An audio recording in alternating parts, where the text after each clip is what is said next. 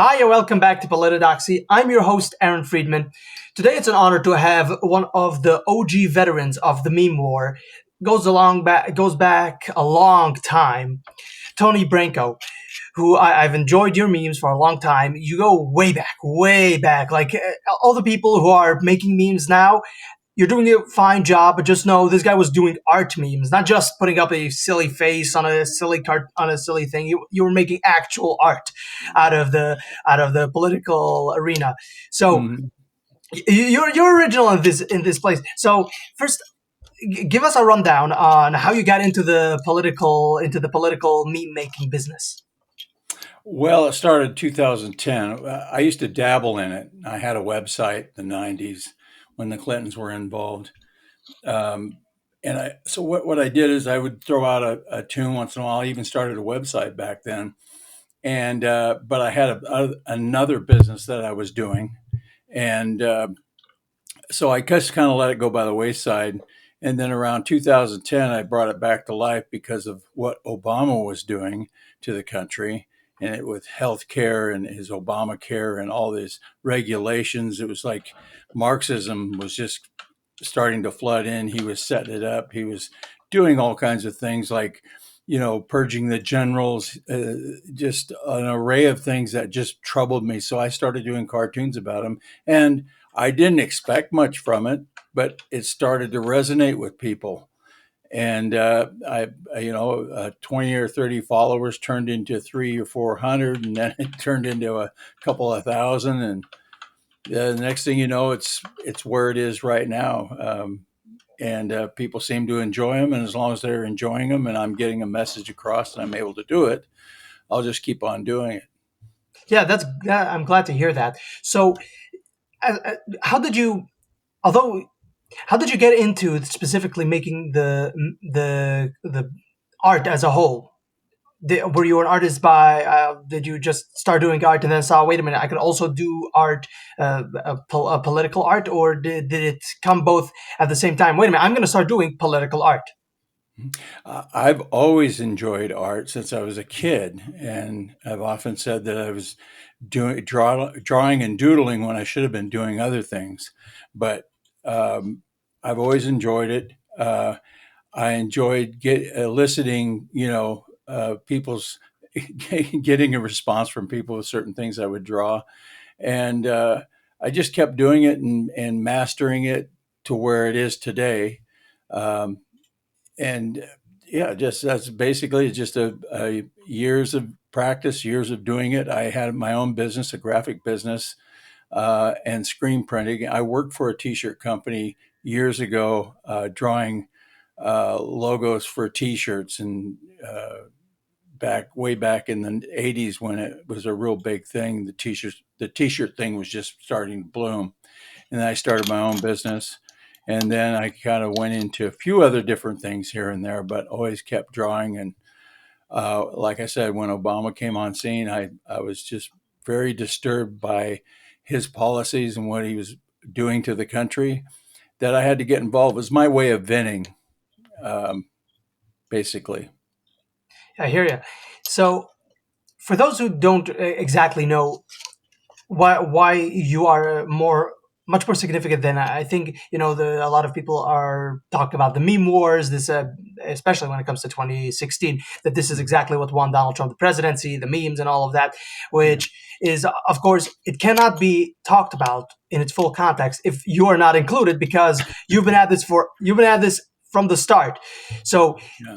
taking into account your work, and I want to, before I get to go to other questions, I just want people to be able to understand why this is significant.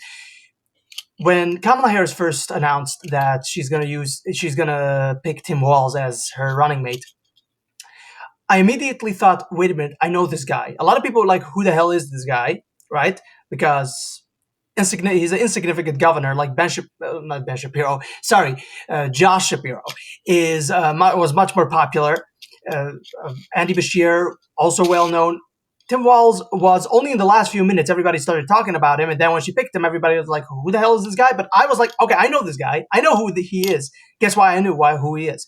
Because you've already put out certain memes about this guy back in I think it was 2011, but I've seen also from 2014 and so on how he is running his state, and so you already saw this guy as being potentially a political force to be reckoned with.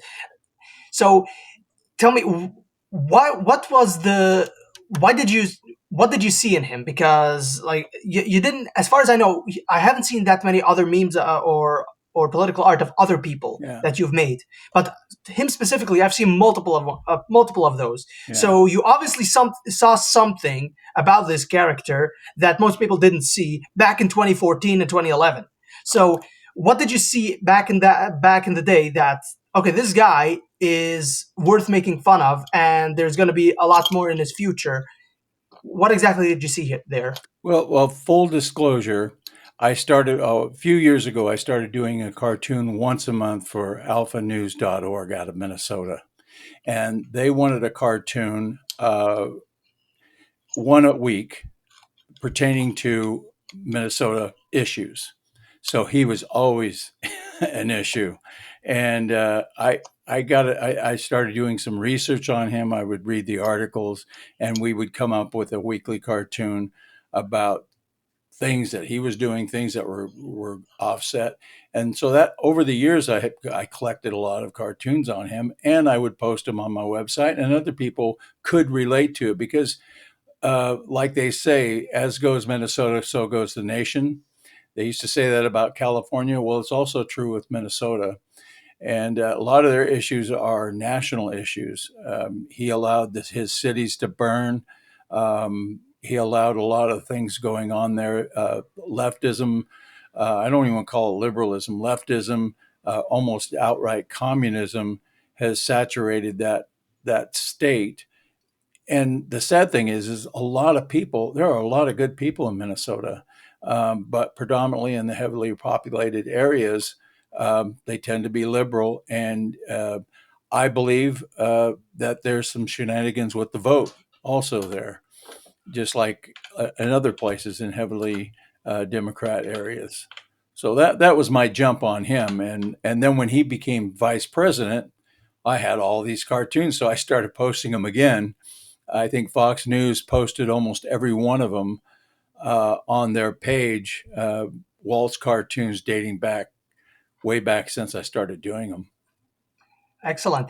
Did you, when you first got into doing this kind of thing, did you like study the history of something? Are you like a history? You know, when people get into certain things, they get a very they love when they get into something, they really love knowing everything about that Mm-hmm. aspect and everything about that particular field. So, did you like study the history of political cartoons? Did you read up on that, or did you just start out doing it and just paved your own way?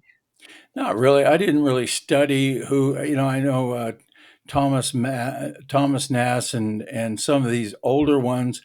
I always enjoyed cartoons since I was younger. When I would open up the newspaper, that's the first place I would go to is the political cartoons because I enjoyed them and I enjoyed the artwork. But seldom did I look at who was drawing them. I just enjoyed them. And Yeah. so I know a lot of people don't really look at the artist in the upper left-hand corner, but it's uh, yeah. I'm not a studier of political cartoons. I just had something to say, so I illustrated it, and I try to throw some humor in there to get it across. If sometimes if Right. even if they don't agree with it, if they can laugh at it a little bit, maybe they'll understand the point a little better. Do you get any like thumbs up or compliments from liberals saying, "Yeah, actually, that was a pretty funny cartoon," even though I might disagree with you? Do you ever get any like compliments from liberals? Very seldom. Once in a while, they'll say, "I totally disagree with this, and you're a big blah blah blah, but your art is good." I've heard that a few times. They're Really gracious enough to give me that, but not interesting. very often. Did you ever get picked up by any? I know you said that Fox News has copied and showed your stuff, and displayed it on their news site or wherever. Mm. Did you ever get any? Did you ever get picked up by any newspapers? Did you ever? I know you also as you mentioned, you also worked for a different organization to talk about specifically things that pertain to Minnesota. But did you like ever get picked up by any conservative newspaper? Yeah. To like in the olden days, they would post political Right. cartoons. In that manner, did you ever get picked up by anybody, or Well, has I nobody was yet? picked up. I was picked up a few years ago by creators. They're national syndicate, creative syndicate, and they picked me up a few years ago. So a lot of my stuff is in a lot of newspapers across the country, websites, books. Um, Sometimes they'll somebody will purchase one of my cartoons to put up on a billboard in a certain area if they're really trying to make a point. So nationally syndicated means that you're pretty much all across the country in different areas. And I couldn't list every place that I'm at, but that is, and Fox News. I was the main cartoonist at Fox News, but they didn't. I didn't work for them. They just syndicated my stuff, and they would post it on their website every day. But other than that, I've pretty much been a solo artist and syndicated. And I work for a couple of outfits. I work for swampmonsters.com, Americans for Limited Government, and alphanews.com or alphanews.org. And what I mean work for is they have asked me to do a cartoon. They sponsor it. They put it up on their website, and up the upper left hand corner has their logo on it. So if you look at one of my cartoons, you can see whether it's Swamp Monsters, Americans for Limited Government, or alphanews.org. Do you Do you ever get contacted by people in your field who do the same thing as you? I know there's one other guy that also makes pretty similar to yours memes. Especially, I'm particularly talking on the right. I'm not talking about liberal cartoons. I'm talking about right wing cartoons Yeah. and memes. So there's one other guy. I can't remember his name. Do you ever get called out by people? Not called out, but contacted by people in the same field, saying, "Hey, let's collaborate. Let's make a thing together here." Or is it just you working solo, not having too much contact with other artists in the field? Yeah, I have a few friends that are in the same field. Ben Garrison, we Right. chat on the phone every once in a while, and yeah, I think that's because the guy. That's the guy. By the way, yeah, I escaped me. Lester, and then oh, gosh, just on the spot, I can't think of his name. But there's a few of them that I've stayed in touch with. I do a podcast once a week on Rumble, and every once in a while I'll get them on to just sit and talk and talk about their cartoons and what they've been up to lately. Because I like all memes. I think all memes contribute to the cause, and we we can't have silly little competitiveness going on when you're trying to go in a certain direction politically. Everybody needs to chip in some way, just like yourself with your podcast, and just about everybody can do something, and cartoonists can offer a lot, and memers, people who create memes, can do a lot too. And it's just whatever it takes to get our message out there, I'm all for it. I completely agree with that because you know we did win. I pretty sure. I think this should be your next meme, by the way. That the right wing has won the culture. I mean, you can see the people now doing the Hmm. Trump dance. So we won the culture. Guess what? We're now the cool party. We are the cool kids at the table. Not, the liberals aren't Yeah. cool anymore. They're scolds. They are outdated. Everybody's like, get the Mhm. hell out of here. We want the new. We not want the new administration. So guess what? We are the cool kids, not they. We have the That's mandate, true. not them. I think that would be that would be a funny meme, especially for liberals, if they because they still live in this echo chamber where they think that, oh no, we're the liberals, we're supposed to be fighting for freedom or whatever. I'm like, no, you don't, not anymore. No, For a long no, time, for you never actually did, but no. for a long time that perception has also been crushed as a whole, and we won the popular vote. So that is, I mean, You, you know, they've Yeah, they fooled themselves into thinking that they are the cool kids. They fooled themselves into thinking that they're all for freedom, while they're trying to take everybody's freedom away, trying to put everybody in jail, and then at the same time claiming that's what we're doing when we're the antithesis of that. So um, yeah, it's kind of weird where they go with their thinking. Yeah, absolutely. So when it comes to the memes, my again, as I said, you do an excellent job in drawing these memes because you know I always like memes that you paste on, let's say, Kamala Harris's silly face on something, but and then or whatever these sloppy memes. I engage with it myself. I've made Hmm. some memes. I have one. I made one in particular. I don't know if you know this one. It's the one where I think it's from a movie set where Jesus is sitting completely bloodied. Or an Hmm. actor playing Jesus, sitting completely bloodied, Hmm. and the director, I think, is talking to him. I don't know. I'm not sure if you saw that meme. Anyway, so what I posted there is basically that the it's a basically a pro life meme saying Hmm. that feminists explaining why abortion is important. So that's basically the director talking to Jesus, and Jesus basically every aborted baby ever. So I Hmm. understand you're trying to explain it anyway, but that's a sloppy meme. Of course, it's not. It's not an original. It's Hmm. something that you take a what's it called. You take a prompt or whatever. You take a what's the word for it? You take a canvas that's already Hmm. filled out and you just add on words, but you do something completely different. You actually start from scratch. You start drawing. So I think there's something much more special to that than compared to just starting posting memes. Do you Well, think? Go ahead. I can see there's a real creativity to that, and I've seen some very good memes, and all they've done is take a picture and added some words, but the words match the picture so well that it's funny, and it's not the same, I don't think, as somebody creatively drawing, taking hours to draw a cartoon and drawing all the things that go with it and the words and all that. It's not quite the same, but sometimes I think it can be just as effective if it's funny. Right. So let me ask you about this.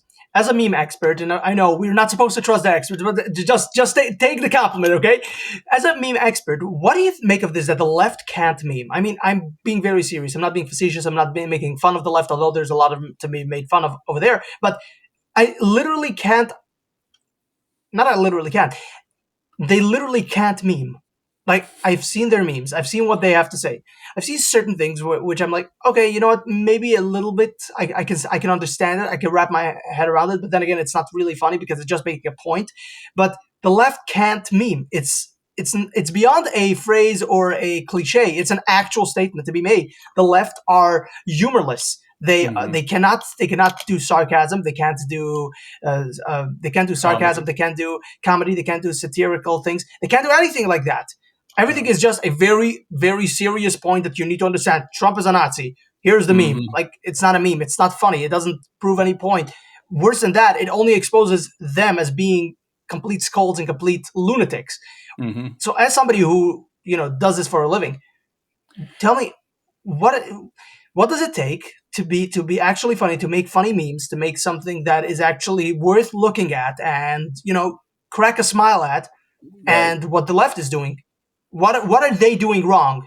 I'm sure you've Well, seen certain memes from them. So what are they doing wrong? I think what they're doing wrong is that there has to be an element of truth in the cartoon or the meme. There has to be something that strikes a chord that's actually true inside of it. I mean, you can kind of stretch it out a little bit, you can kind of elaborate on it, but there has to be an element of truth. And a lot of times in their memes, there is no truth in it. It's just what they want to believe. It's what they want to think of Trump. So they drew these cartoons or these memes of him looking 600 pounds and his tie hanging down, and he's greasy looking and his hair's all, they try to exaggerate something that isn't even real. If you've seen Trump, he's pretty much together. Is he a little overweight? But he's 80. If he's overweight, I mean, you kind of expect that for somebody that's 80, and he's not that overweight. But everything that they attack is that it's like they make up these things about conservatives, and then they illustrate what they believe a conservative is, and it's hard to relate to because you don't believe that, you're not doing those things, but they think you are, so they do a cartoon about it and they try to make it funny, or just make somebody look totally horrible, and they're generally not funny, but neither are their comedians that funny anymore when they get Yeah. real political. If they stay out of the politics, sometimes they can be funny. There's some funny liberals out there, but as soon as they get into the politics, you can't relate to it because most of what they say is not true. Yeah. And although I again, and also what you could see is this gives prominence to what you just said, that the more moderate types, or the ones that don't completely hate conservatives, although they might hate Trump, like Bill Maher, Hmm. he hates Trump like he has Trump derangement syndrome like hell, but he doesn't strike me as somebody who actually hates me for voting for Trump. He's No. like he's like, I understand why you voted for Trump. You're wrong, and Trump is terrible. Blah blah blah blah. The rest of it, but I don't hate you. So he's somebody who's still somewhat with it. So you could watch a Bill Maher video, and you're like, okay, this is kind of funny. A lot of Hmm. which, by the way, most of the time I watch his videos, I don't laugh because it's not funny, Hmm.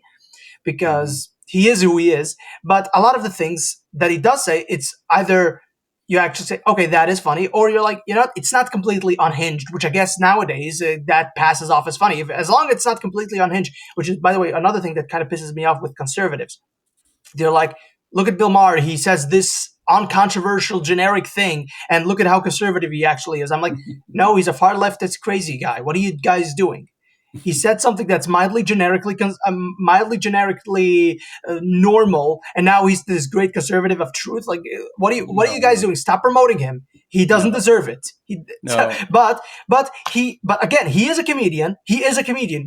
I can't call John Oliver or Stephen Colbert. I can't call them no, comedians. They're not comedians. They are no, clapter people. You have to say they no. say something, and everybody is like seals. Yay! The sign comes on, the applause sign Yeah. comes on, and Yes. they're told when to laugh, they're told when to clap.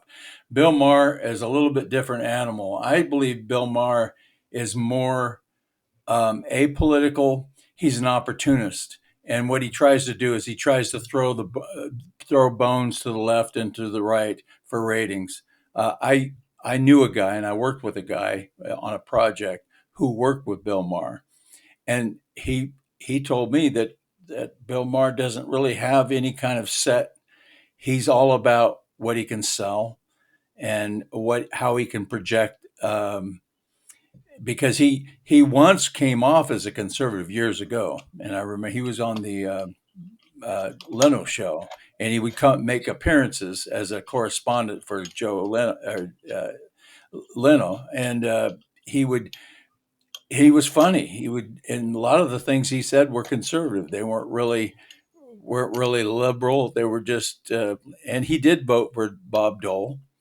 Um, I, I just think that he tries to thread a needle.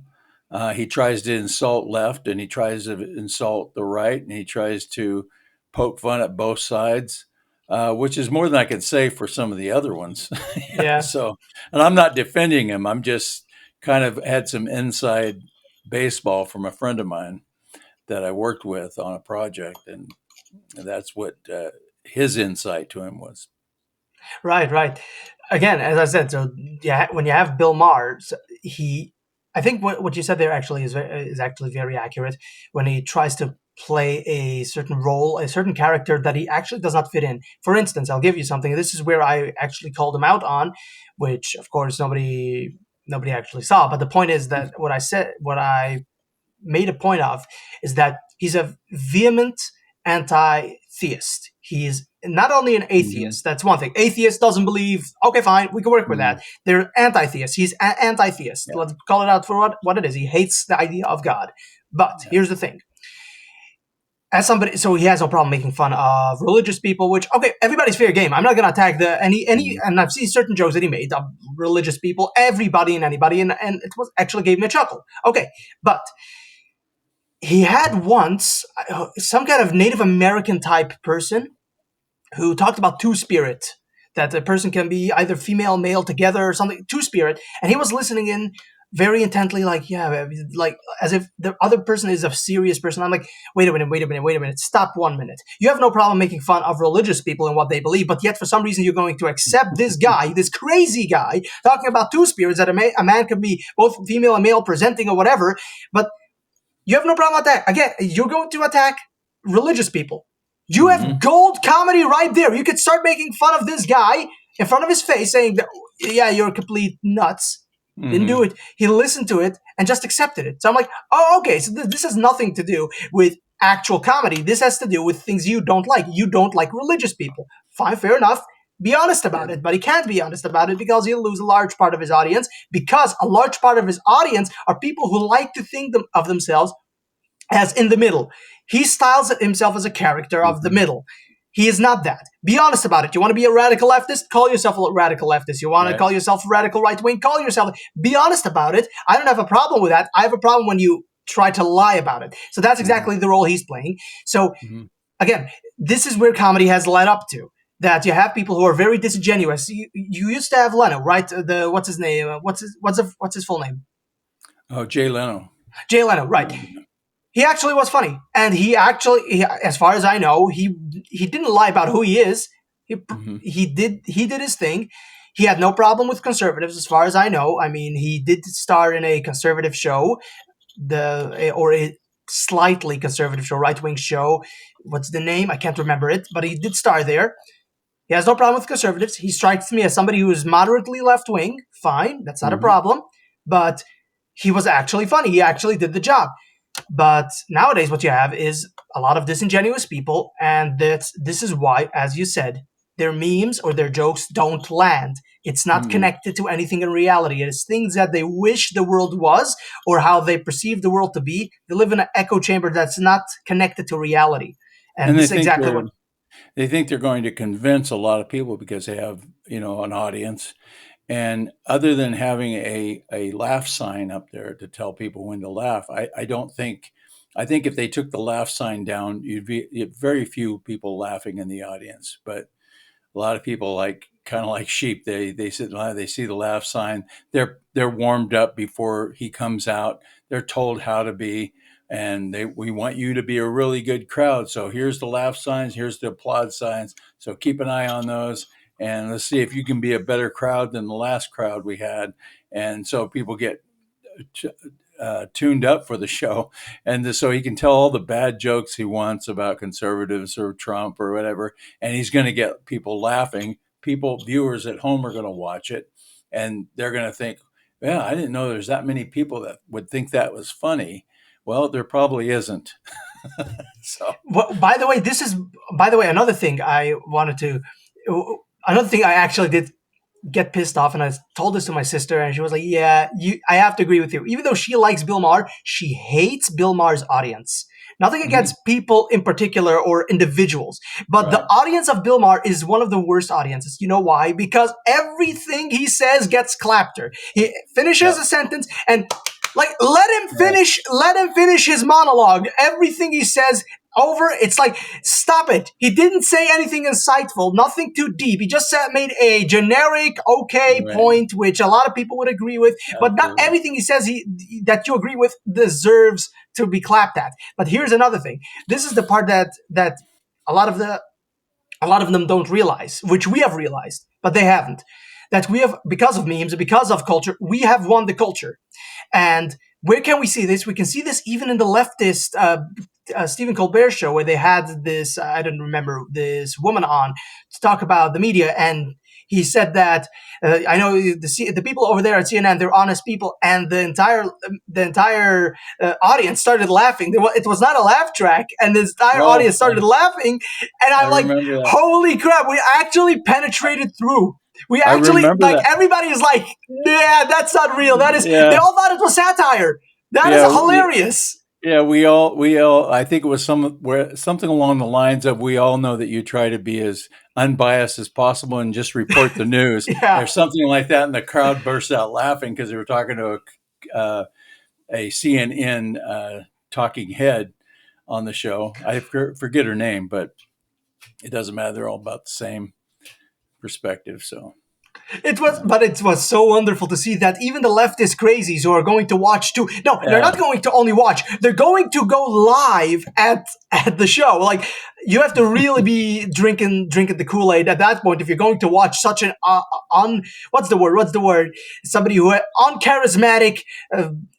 Lapdog. If you're going yeah. to watch somebody of that stature, you really got to be drinking the Kool Aid. But yet, we have penetrated the culture so far that even they were like, yeah, nobody really trusts the media anymore, and No, they thought it was satire. and you can see that right there, And where wait, that didn't even require a laugh track. That's the and beauty no, of it all. no, it was because she says I don't think that was funny. He says me neither, but I guess it Oh yeah, is.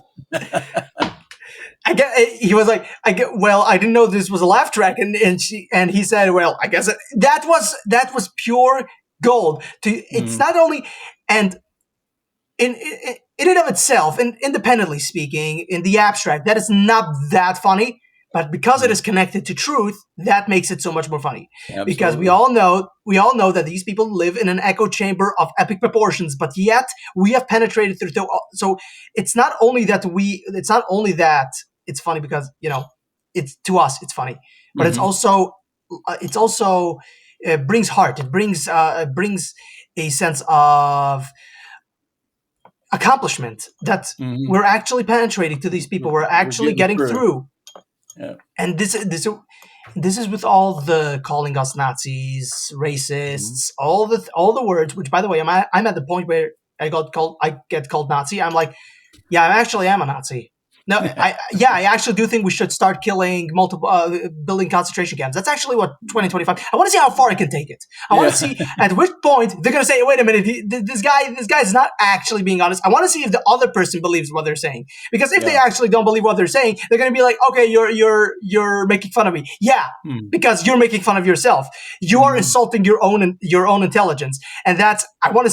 So I'm at the point where I take their accusation, I push it so far that they themselves see, okay, you know what, I was kind of being an ass. You know what, I'm gonna take that back. So making light of what they're accusing you of, that is the way to go. So I was before that, I was at the point where I was like, I'm going to allow you to believe it. But now I'm at the point where, you know what, I'm going to double down just to see how far I can take this. And if they actually believe me, then I'm like, okay, this person belongs in a mental asylum because this person definitely does not, you know, gone off the rocker. Too dangerous. Too dangerous. So let's go back to comedy and memes, right? No problem. Yeah. Go ahead. Yeah, I was just, I have to shut down my backup here. It's starting to stick. Everything's sticking. Okay. I got it. I got it. You got it. You got it done. Yeah, I got her done. Excellent. Excellent. So let's go back to comedy and to memes.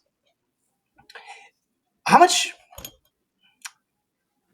how much does it take to what does it take to sit down and make a meme that fast? Because you make memes really fast. Actually, I've seen like a thing happen, and then like next day you're already talking about the thing. Like I can't draw that fast. A lot of people can't draw that fast.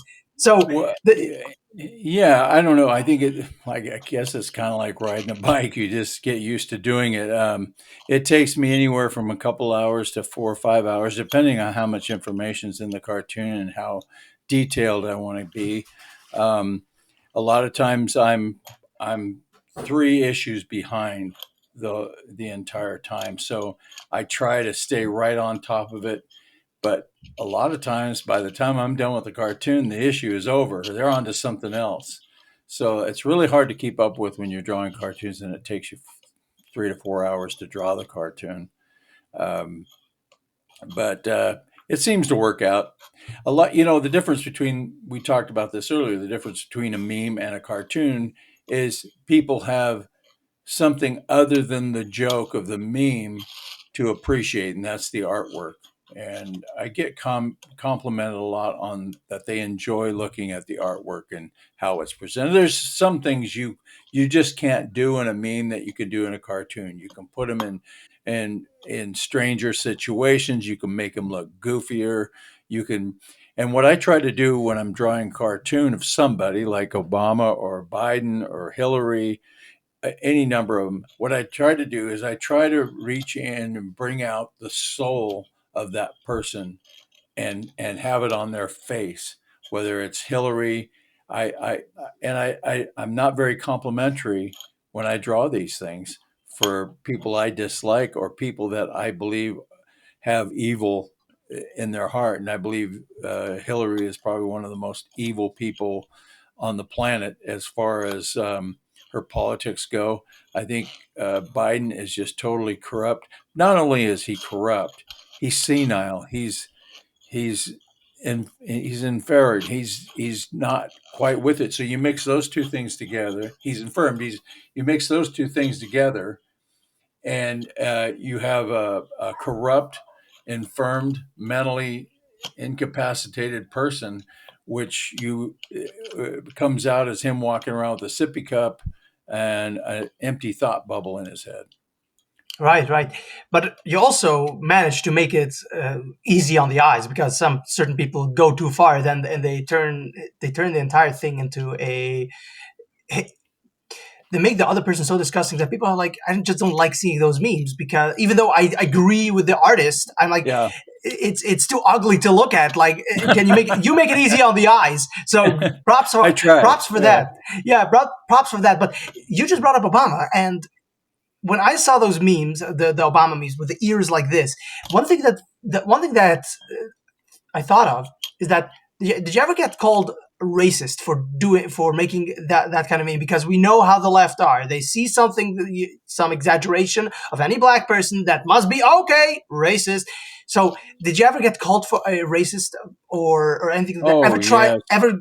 Okay, so tell me about it. Oh yes. I mean, I couldn't draw Obama. Any way I would draw him, I would be called a racist because they disagree with the cartoon and they don't like it or it hits a nerve. I can always tell when one of my cartoons is pretty good, especially not so much lately because liberals they just stay away from them. But early on, the last probably the first few years of me doing the cartoons, I would hit some really heavy nerves with these liberals, and that's when I could tell the cartoon was really doing its job because they would get enraged. I would get death threats. I would get threats of Really? all kinds, and just over a silly cartoon. But at the same time, and I would laugh when I would get these threats because I knew I couldn't help but laugh because I knew that I was getting my point across to the point where it started to shake their reality. And so they're gripping onto things to hold on to stay in line with, their reality, try to hold on to what they believe. And that irritates them when they have to do that. Do you have a favorite one? Like something that you thought, okay, you know what, this captured the moment so well. This is gonna be like an all time favorite. I have done so many that I'm sure there is. If I was to go through a catalog of my stuff, I would say, oh yeah, I like that one. I like that one. Um, I remember one that I did for Legal Insurrection. I don't know if you've ever seen their website. Um, Professor Jacobson over at legalinsurrection.com. I was doing a weekly cartoon for them for a few years. And I came up with this one cartoon with Kerry when he was the State Department, I believe, at one point for Obama. And Hamas was, they were trying to deal with Hamas. So I had Kerry sitting on the table at the end of the table, and I had on one side I had a Hamas terrorist with dynamite strapped around his waist and holding a little child. And then I had Netanyahu over on the other side. And the Hamas terrorist was holding up a demand, a list of demands. And there was only one demand on it. There you go. and and this is it. This is the one. And I think it says "Death to all Jews." And Kerry looks over at Netanyahu and says, uh, "Could you at least meet them halfway?" So Yeah. this particular cartoon went so viral, probably the most viral. I've had other ones. I've had quite a few that have gone viral, but this one went worldwide. It blew up the internet. It blew up legal insurrection. Um, it was a phenomenon. It was like lightning in a bottle. Yeah, I've seen multiple people mention this one, including, of course, Ben Shapiro, Mm, who multiple times actually on his show he mentioned this one in particular. mm, Like I've seen a lot of people. This one has made its rounds, and again, I want the mm, audience to look here, right over here. Let me see here. Where there we go. This right here, 2014. Okay, this is a veteran. yeah. We're not talking about somebody who came into the fold Mm, 2016, joined everybody. No hate towards anybody who joined 2016. I'm talking about somebody who has been here for a long time. He's seen the rounds. He's made the rounds. He knows exactly what's up. So, yeah, I just want to make sure that this guy, it's a real deal when we're talking to somebody who's been here a long time. So, yeah. yeah, this one really made the rounds. This one really resonated with so many people, and now you're telling me it's because this one really did go viral. So I was always wondering why this one is the one that so many people talk about. I always Well, it wondered was what. uh, it was the timing. It was the main reason was the time. There's a lot of heat going on over in Israel, a lot of terrorism going on, and a lot of anti-Israeli propaganda. And it wasn't to the heat and the degree it is now on our campuses, where they're pretty much, to the river, to the from the or from the river to the sea type of stuff. But it was pretty bad, and our campuses were fermenting it. And um, so uh, when this came out, there weren't a lot of cartoons from American cartoonists that were, you know, addressing the issue. So when this come out, it just hit a chord with people, and it went like wildfire. In fact, I still see it bouncing around. And I just, I love the way you drew Carrie. You could almost not see his eyes. His eyes are right here and here. And by the way, they're also crooked. Love that. But I love that. Like, between these two, okay, their faces seem, somewhat okay. But this guy, he's, I find it to be one of the more detestable people. I'll tell you why I hate John Kerry more than the average politician, I guess. It's because when it comes to John Kerry, first above all else, he's a fraud, a complete fraud when it comes to the Vietnam War. He was a boat guy. He was on some kind of raft Yeah. thing. I don't know. And he definitely did serve in Vietnam. The thing is that in not he never actually was in any way a real, like, what you would consider a Vietnam veteran that saw the war, saw the carnage. He was Hmm. there, he served, but never really was it what you would think. Oh, this guy's seen some stuff and he's been through a lot. He didn't. He wasn't. He married into a very rich family, Hmm. and now he has a private jet. When he was young, he protested the Vietnam War, Hmm. which, if just for a side note, I want to make sure that my audience understand that the Vietnam War did not have to be fought. We should have won that. We did, and by the way, not only we should, we actually did win this. I don't know if you want to get We into this won just every for a moment. battle. We You won you every want you battle. want to get into this just for a moment because this you're gonna like this. Or for the audience who never knew this, we actually did win the Vietnam War, but we Hmm. won it on a technicality. I actually proved this. I have the original newspapers from the 1960s, 1964, 1960, not 1964, 1970, and 1972, 1973, 4, or 5. So what happened is Richard Nixon got a peace deal in 1973. The war was over. Vietnam War ends. But in 1975, Vietnam fell. If the Vietnam War ended in 1973, there's a 2 year gap of an independent Vietnam. It only Hmm. fell in 1975. Why is that? Because we won in 1973. We disengaged in 1973. We went out and we promised the Vietnamese we will be sending everything that we will be sending them 1.4 billion dollars in aid. Democrats betrayed the Vietnamese and only sent 750 million, half of that, which this is their argument. We did send money, but the problem is if you send to a person who's drowning 20 feet in, you only send them a 10-foot rope, they're still going to drown. You need a 20-foot Mm. rope in order to Right. save somebody who's 20 feet in, right? So they only gave half, and Vietnam fell. But we won in 1973, 1975. Vietnam fell, and we weren't even in the country then. Although as officially, we had Yeah. already withdrawn all of our troops. Anyway, so that is on that front. But the point is that he protested the Vietnam War, something that we didn't have to actually be in. Ho Chi Minh was actually our ally in World War II. We could have made nice. Thank you, Truman. Truman got that messed up. Hmm. So he protested. How did he protest? You're gonna love this. He took medals and threw it down, war medals. He threw it on the ground to say, well, this is worthless. But here's the thing that a lot of people don't know.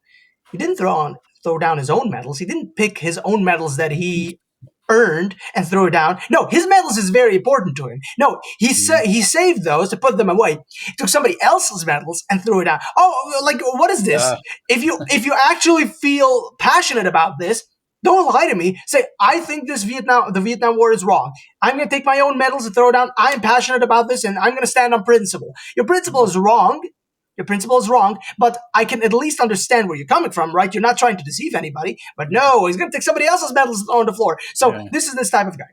He marries Mhm. into a rich family, has his own private jet flying around all over, and everybody needs to reduce carbon, which I think this should Mhm. be like your next meme of this guy. Next time he comes out and says anything stupid, just say that you have a private jet. You produce more carbon emissions than the average American on a single day. So shut up about this. We need to reduce carbon. Neither are you a scientist, and Mhm. you're also hardly a Vietnam War veteran.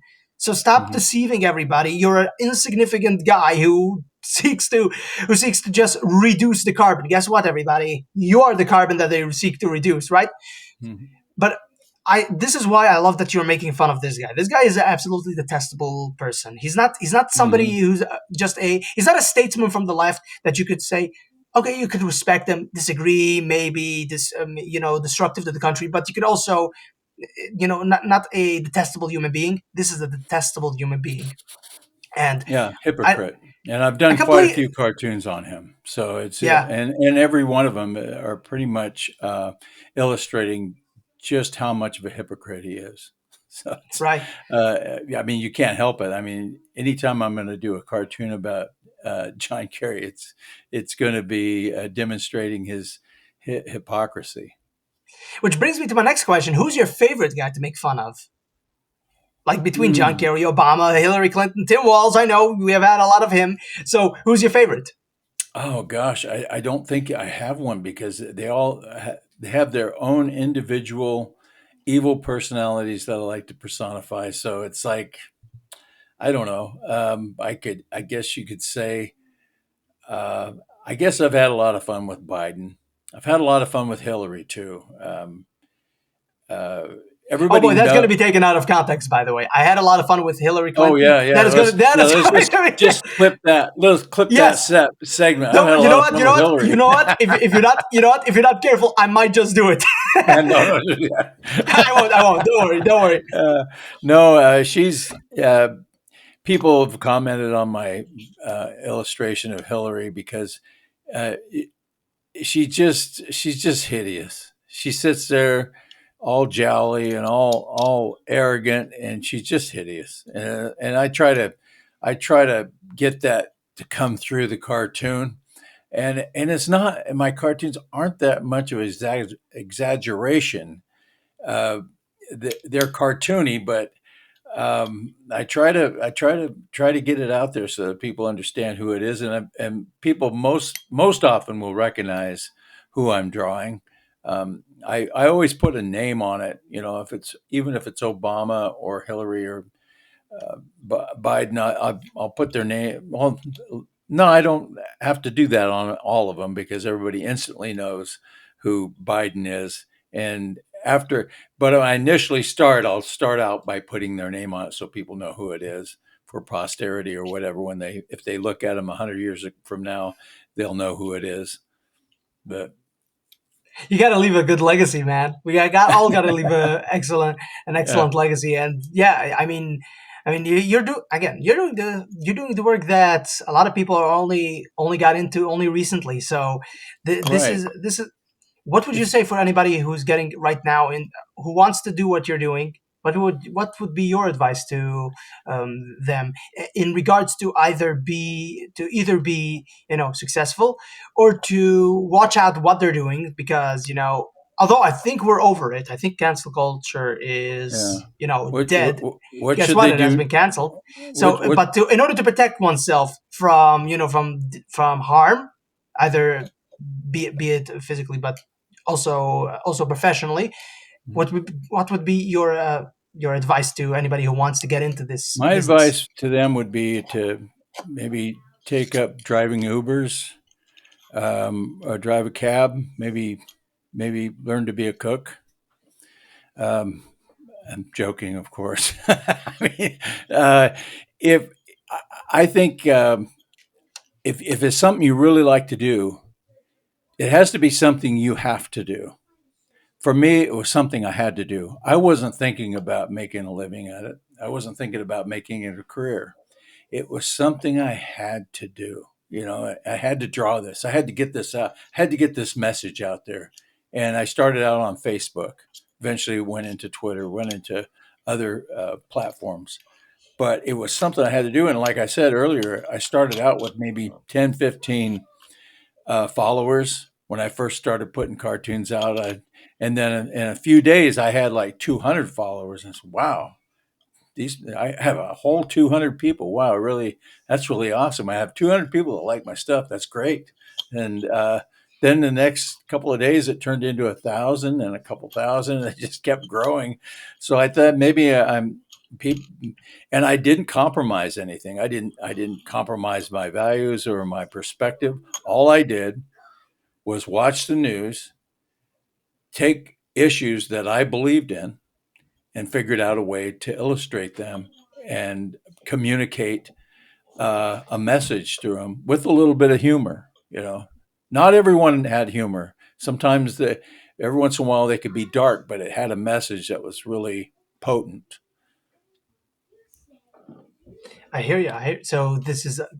So for all you guys who want to start doing this is you're saying that this is not just something you think, oh, okay, I'm gonna start really making money. This is a hard job. This is not just something that happens. This is something that takes dedication, and you actually have to really really want it. It's not something you can make memes for. Don't think that this is gonna get you Well, someplace amazing. I mean, all the more power to you if you can monetize anything that you do, especially in the political realm.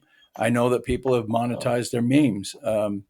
I've had friends and cartoonists have asked the same question that you've asked. So, and they're really good. And they would send me their stuff, and I said, "Well, this is really good. You've got a great style. You should keep it up." And they would ask advice, and I said, "Well, I'll tell you what I did, and if you want to follow it and do that, and it works for you, great." And all I did was post them on social media and tell people in higher places or uh, creators and different websites asked me to start drawing for them and were willing to pay me for it. And I that didn't happen overnight, though. So yeah, you hear that, guys? Okay, so where can people find you? Where can they? Of course. Also, I would like to know. I know the follower count on Twitter, but I don't have a Facebook account. Neither do I think I ever will. I'm not sure, maybe, but I'm not that much interested in giving Nah. Zuckerberg the Zuck. As I don't know if you saw that one. Somebody asked, "Hey, Mark, give us the Zuck." And Mark iterated that, and he said, "I don't know what that is, but if you get back to me," and I'm like, "Dude, you're getting trolled. You're getting trolled. What the hell are you doing?" But Well, I'm not I'll, gonna give him that. I want to tell you about Facebook. When I started out on Facebook, I accumulated thousands and thousands, and I still have thousands. And one of my pages, I think I have like 50,000. Um, and I would get when I would post a cartoon up there, I would get hundreds of comments. I would get hundreds and hundreds of people sharing it. probably thousands of people liking it. Then all of a sudden it stopped. Just Hmm. just cold stop. I started getting Interesting. shadow banned, and I still had the same amount of people, but they weren't seeing it, and people were complaining. So how come I never see your cartoons on my page anymore or on my homepage? Because they're shadow banning. And so I'm luckily I moved away from.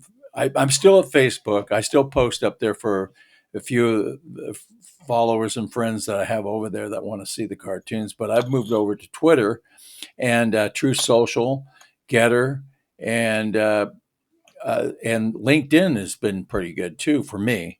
I mean, it's not like it was in the grand old days of Facebook where I got thousands of people uh, commenting and liking and all that. But True Social's done really well for me. I have like 200 and some thousand, 250,000 followers there.